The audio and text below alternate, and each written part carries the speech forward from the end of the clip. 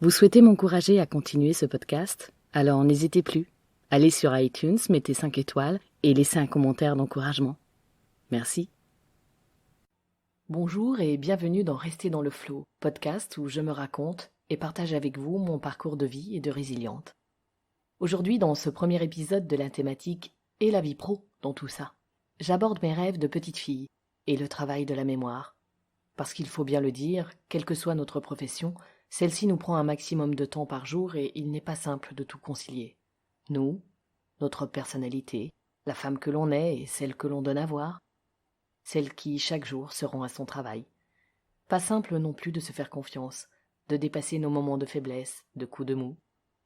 Qu'on vive la réalisation d'un rêve ou qu'on soit dans la désillusion totale face à la vie qu'on s'était imaginée enfant, voire lorsque l'on est dans une période où on est sans travail, mais bien en activité de type femme au foyer, dont l'expression me chiffonne toujours un peu, à chaque fois, on se retrouve à frôler la surcharge mentale et à nous sous-évaluer, à avoir une représentation de nous-mêmes faussée, à se mésestimer.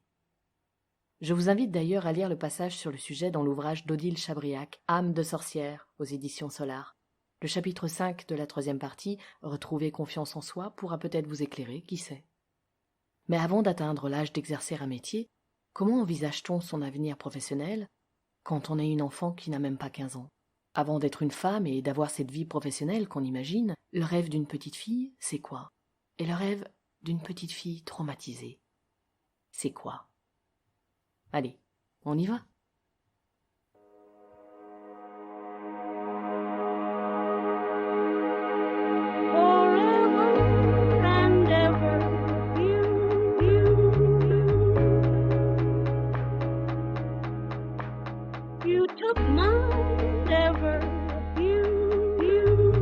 Bonjour et bienvenue dans Rester dans le flow, podcast où je me raconte et partage avec vous mon parcours de vie et de résiliente.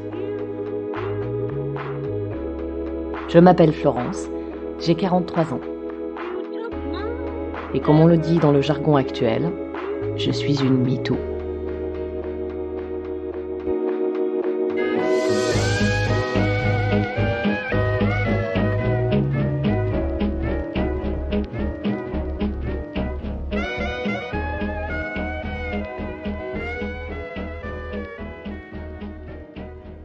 Bonjour.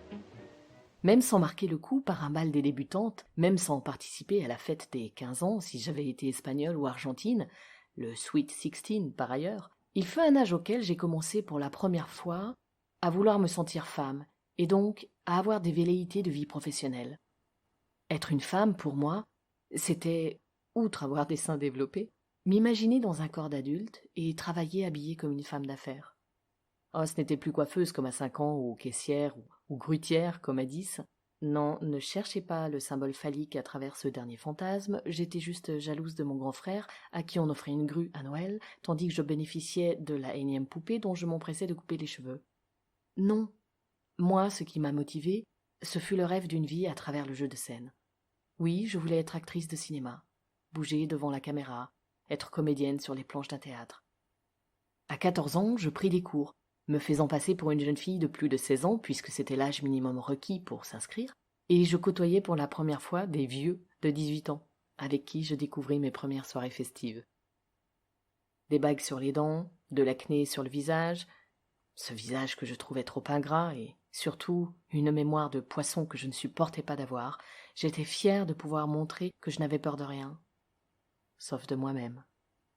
Je ne saurais plus dire si j'avais ou pas une haute estime de moi à cette époque-là, mais ce qui est certain, c'est que je ne m'imaginais pas vivre sans le faire à travers des personnages, et surtout des personnages qui seraient très loin de moi, de ma vie, de ma souffrance. Finalement, à bien y réfléchir, peut-être que je me détestais. Seuls mes carnets intimes pourraient en témoigner, mais je n'en ai gardé aucun, et sincèrement, je ne m'en souviens pas. Ce dont je suis sûre, par contre, c'est la souffrance dans laquelle je vivais. Car décider de stopper des situations et des actions de viol, c'est une chose, ne plus en souffrir en est une autre. Donc, ne pas se souvenir a quelques avantages, n'est-ce pas? À l'époque, durant cette période scolaire, allant du collège au lycée, cela me convenait très bien de m'enfuir à travers des personnages. Le théâtre amateur, c'était justement ce qu'il me fallait, m'évader, m'amuser, rire tout en faisant travailler cette mémoire qui me faisait tant défaut. Ce que je ne savais pas alors, c'est que j'allais apprendre un peu plus tard, à travers la technique de jeu, qu'il faudrait puiser dans cette souffrance qui m'avait construite pour faire vivre les personnages. La troupe dans laquelle je jouais s'appelait la Sarbacane. Et vous savez ce qui m'a le plus marqué à l'époque où j'ai découvert pour la première fois le travail de respiration, de visualisation, des techniques de jeu? Outre les jambes flageolantes ou la peur d'oublier mon texte, en pleine représentation de l'atelier de Jean-Claude Grimbert, par exemple, c'est le fait d'avoir échappé de justesse à jouer dans une pièce qui s'appelait Les Rouquins. Ouais, ça pue, les rouquins, c'est bien connu. J'en toucherai un mot à mon mec. Et l'humour des contrepétries de mon professeur. Contrepétries que je n'arrive pas plus à deviner aujourd'hui. C'est comme ça, dès qu'il y a une allusion sexuelle, je ne la vois pas. Je ne l'entends pas, ce qui fait rire pas mal de monde autour de moi, en fait. En fouillant sur le net, je me suis rendu compte que la troupe existait toujours. Créée en 1981, la Sarbacane continue de donner le goût du théâtre aux adultes et aux enfants. D'ailleurs, il me semble que c'est en 1992 ou 1993 que nous avons trouvé ensemble le nom de Sarbacane avec mes amis de l'époque, car nous écoutions beaucoup le chanteur Francis Cabrel. L'un des copains que je ne vois plus depuis bien longtemps, Gérald, est devenu comédien à son tour et a fondé sa propre compagnie. La compagnie maintes et une fois. Et j'aime la présentation qu'il écrit sur son site. Il joue parce que créer des personnages et des histoires l'empêche de devenir fou. Il fonce vers l'avenir avec joie et sérénité. Voilà, c'est comme cela que je me souviens de lui. Et quelles que soient les raisons qui le feraient devenir fou, il a choisi d'aller de l'avant. Cela me fait vraiment plaisir de voir ces deux troupes orientées vers l'apprentissage des enfants, car on ne sait jamais quelle est leur histoire, et qui sait si parmi eux, une enfant n'a pas besoin d'être sauvée. Si le théâtre, sans le savoir, participera alors à sa reconstruction, comme ce fut le cas pour la mienne. L'humour et la mémoire, voilà ce qui m'a fait le plus grand bien. Celui qui permet non pas de se cacher, mais d'évacuer, et la mémoire, celle qui m'a fait souffrir à l'école car j'étais incapable de retenir depuis toute petite la moindre de mes leçons, car elle me faisait défaut, et m'a fait défaut pendant des années encore, sauf sur scène, sauf dans le jeu d'actrice. Cette mémoire qui ne me permettait pas d'oublier ce que je souhaitais pourtant oublier, cette mémoire qui me faisait penser que non, vraiment, la vie était injuste avec moi. Mon karma était terrible, me disais-je à l'époque. Ce karma que j'avais pourtant décidé de changer. Bon, vous me direz, arrivé à ce stade, Flo, quel rapport entre cette période, ingrate, certes, et la vie professionnelle d'une femme, de toi, femme, et quarantenaire aujourd'hui? C'est vrai, de prime abord, cela peut sembler complètement déconnecté. Pourtant, c'est loin d'être le cas. Et je pense que de nombreuses petites filles traumatisées sont devenues par la suite des femmes qui, dans leur vie professionnelle, ont dû régler des comptes avec elles-mêmes et mettre en place des process pour que les conséquences de leur trauma passent inaperçues aux yeux de tous.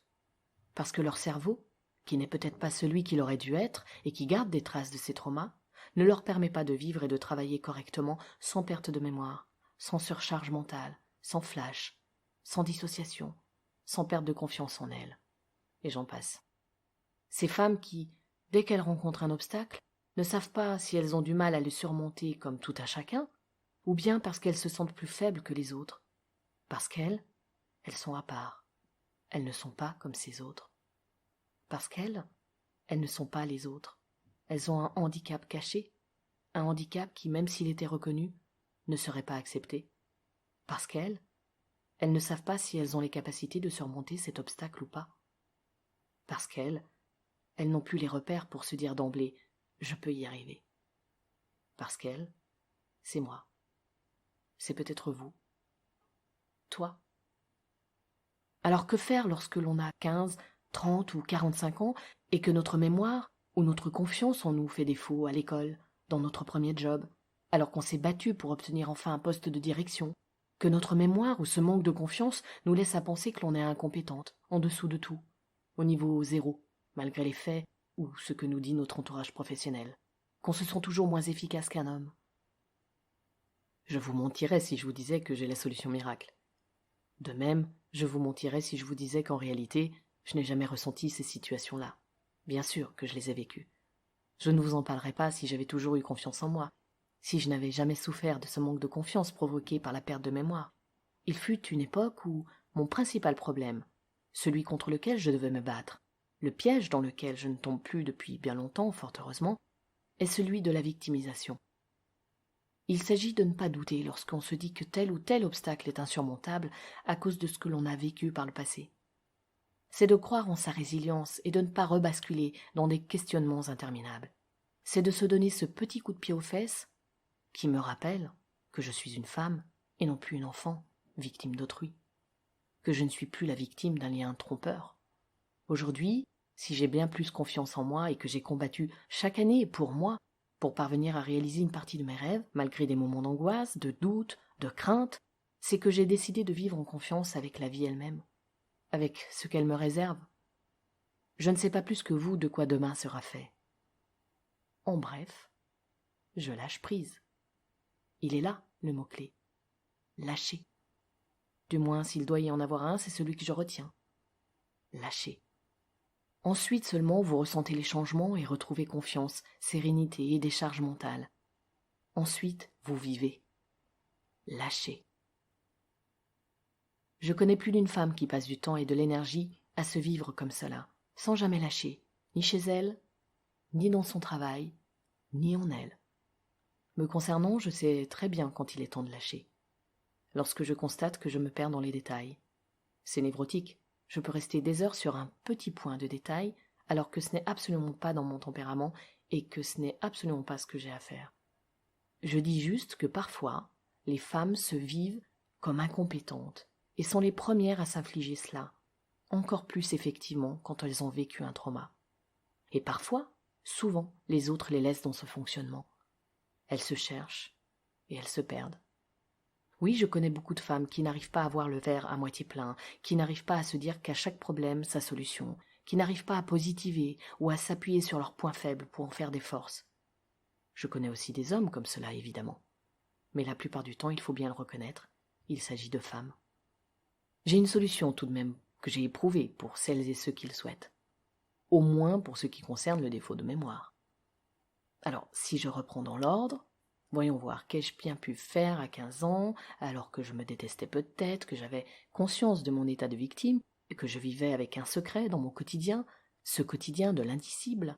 Qu'ai-je bien pu réussir à mettre en place pour arriver à rester positive, pour arriver à rire, pour arriver à croire dans la vie, et surtout pour utiliser le peu de mémoire que j'avais, et apprendre au fil des années à la développer sans continuellement me dévaluer, pour arriver à croire en moi. Vous avez déjà la réponse, c'est le théâtre. Il n'y a pas mieux pour travailler la mémoire. Qui que vous soyez, je vous encourage à vous inscrire à la troupe de théâtre de votre quartier.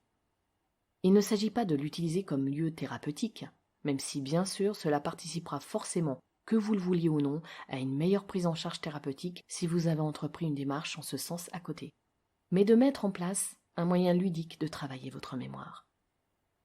La seconde aide que j'ai obtenue et dans laquelle je n'ai fait qu'obéir pour l'obtenir, puisque c'est ma mère qui a pris le rendez-vous pour moi à l'époque, c'est un centre d'écoute et de langage.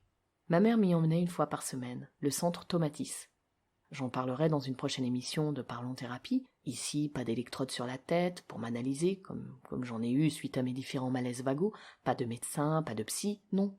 Non, juste une cabine, un micro et une petite table contre le mur avec un pupitre pour pouvoir poser mes livres scolaires et lire.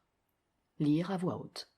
Lire et lire encore, avec une musique de Mozart filtrée et diffusée dans mon casque. Oui, alors autant vous dire que Mozart et moi, aujourd'hui, c'est loin d'être une grande histoire d'amour. J'en ai soupé du piano de Mozart. Je préfère de loin la viole de gambe et Marin Marais. Il n'empêche, j'ai découvert là une méthode que j'ai utilisée dès que j'en avais besoin, en plaçant simplement ma main comme réverbération du son, qui, en fonction d'une certaine position, permet de renvoyer le son de votre voix, de ma voix, directement à l'oreille interne et permettre ainsi une meilleure mémorisation. Voilà un truc pour vous. Je mettrai les liens et les images sur mon site web. Enfin, je ne pourrais pas terminer sans vous parler du chant et de ses bienfaits. J'ai découvert le chant à travers les cours de théâtre de la Comédie de Saint-Étienne lorsque j'avais 17 ans.